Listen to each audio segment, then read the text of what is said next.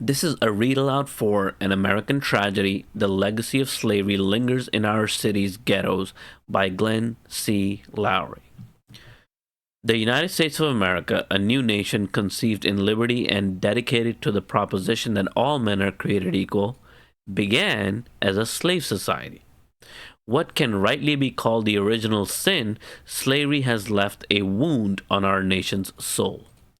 A terrible price had to be paid in a tragic, violent civil war before this new democracy could be rid of that most undemocratic institution. But for black Americans, the end of slavery was just the beginning of our quest for democratic equality. Another century would pass before the nation came fully to embrace that goal. Even now, millions of Americans recognizably of African descent struggle in societal backwaters. What does this say about our civic culture? Official segregation, which some Southerners as late as 1960 were saying would live forever, is dead. The caste system of social domination enforced with open violence has been eradicated. Whereas 2 generations ago, most Americans were indifferent or hostile to blacks' demands for equal citizenship rights, now the ideal of equal opportunity is upheld by our laws and universally embraced in our politics. A large and stable black middle class has emerged, and black participation in the economic, political, and cultural life of this country at every level and in every venue has expanded impressively. It deserves to be celebrated. Today's race problem. Nevertheless, as anyone even vaguely aware of the social conditions in contemporary America knows, we still face a problem of the color line. The dream that race might someday become an insignificant category in our civic life now seems naively utopian. In cities across the country and in rural areas of the Old South, the situation of the black underclass and increasingly of the black lower working classes is bad and getting worse. No well informed person denies this, though there is debate over what can and should be done about it. Nor do serious people deny that the crime, drug addiction, family breakdown, unemployment, poor school performance, welfare dependency, and general decay in these communities constitute a blight on our society virtually unrivaled in scale and severity by anything to be found elsewhere in the industrial West. Most blacks see race as still of fundamental importance. Most whites, and also many Asians and Hispanics, think blacks are obsessed with race. This rift impedes the attainment of commonly shared, enthusiastically expressed civic ideals that might unite us across racial lines in efforts to grapple with our problems. Indeed, standing at the end of the 20th century, one can almost see Du Bois' problem of the color line shifting before one's eyes. It has been a very long time since the civil rights movement constituted a force able to mold the nation's moral sensibilities. A struggle that succeeded brilliantly to win legal equality for blacks after a century of second class citizenship has, for the most part, failed to win a national commitment toward eradicating the effects of this historical inheritance.